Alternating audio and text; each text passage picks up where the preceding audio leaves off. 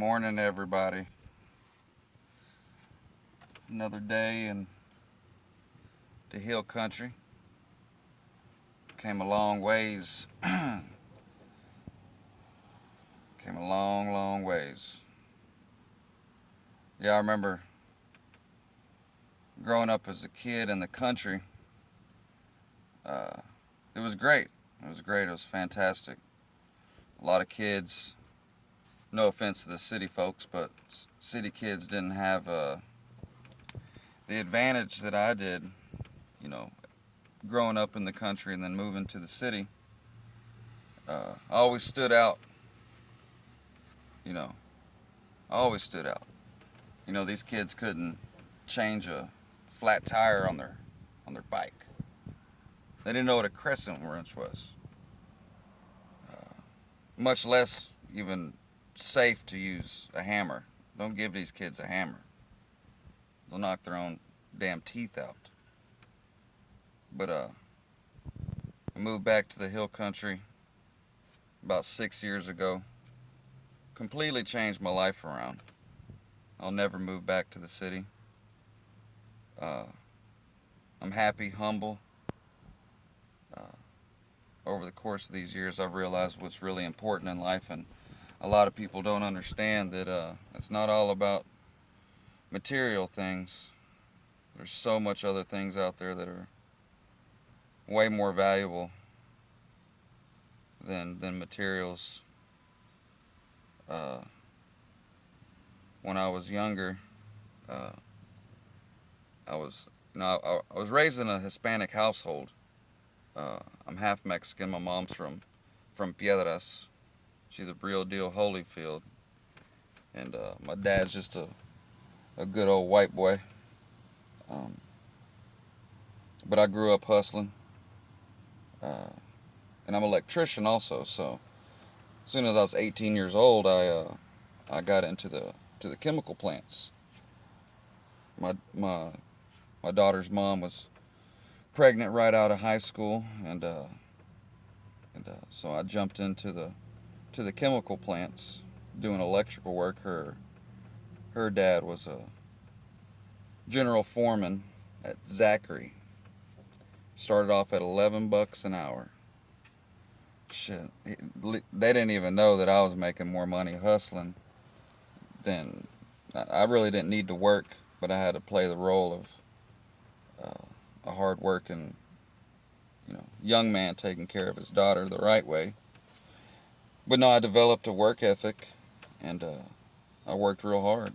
I worked shutdowns, you know, full time, working, full time hustler. Uh, it's funny nowadays, kids think, this, and that. They know all about hustling, and I've been there, done that. I used to push big weight. I kind of I was pretty good at it being a mixed breed. I was able to blend in with the white folks and blend in with the essays. Uh, you know, in Houston area, it's so multicultural. Growing up in the neighborhoods that I grew up in, uh, it's kind of funny. The girl I'm with now, we kind of live in the barrio. One day she's all like, "Do you think I'm too ghetto?" Ghetto for you. I'm like, girl, you ain't never even been to a real ghetto. I remember we went to H-Town, and I went and met one of my partners, Sin, out there off of MLK in H-Town. Some real hoods. And she was nervous as hell. I was like, girl, I thought she was ghetto. I thought, and I don't know, it's just funny. I've came a long ways, and yeah, I'll never move back to the city, man. I live off a private dirt road. Got my own little land. Uh, I can shoot my guns whenever I want. Ain't nobody calling the police. Ain't no crackheads, no chicken heads. Like Day Day, you could just taste the air. Should be tasting good out here. Uh, it's good, man. It's good. Life's good. Life's good. Came a long ways.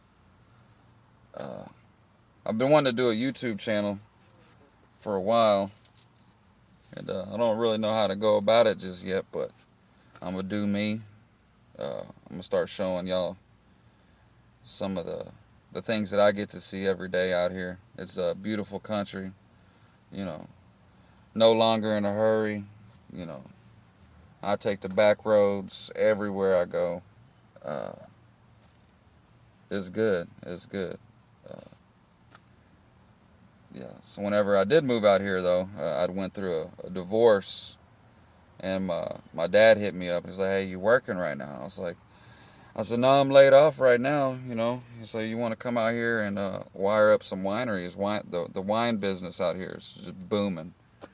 You know, wine this, wine that, vineyard that. It's crazy. It's crazy."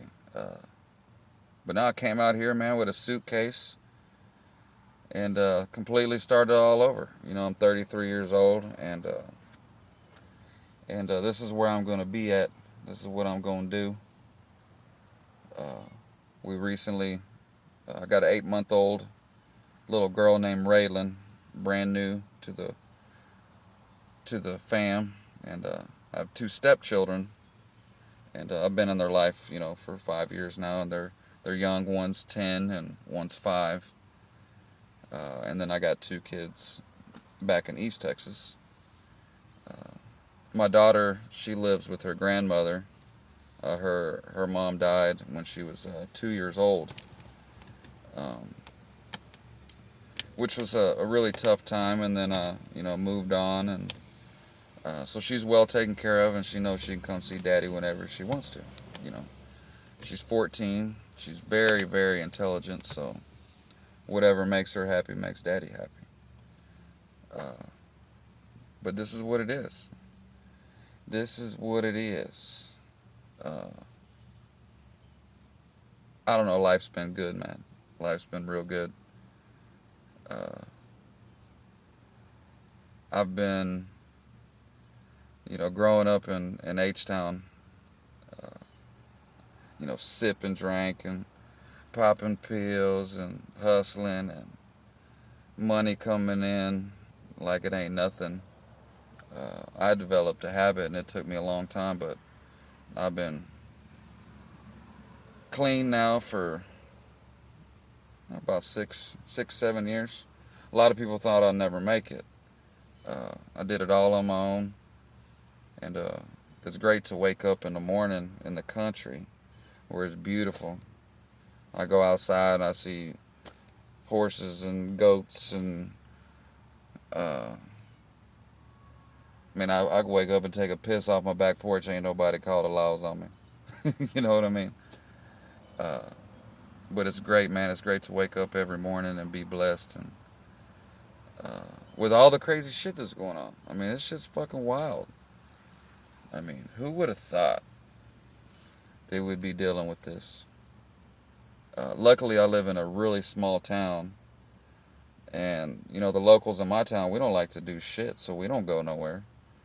Uh, I live in a little town called Stonewall, Texas, right on the outside of Fredericksburg, and that's the biggest town next to us. And I'm about 10 minutes from town. Uh, I complain about driving 10 minutes nowadays. That's the kind of shit I complain about.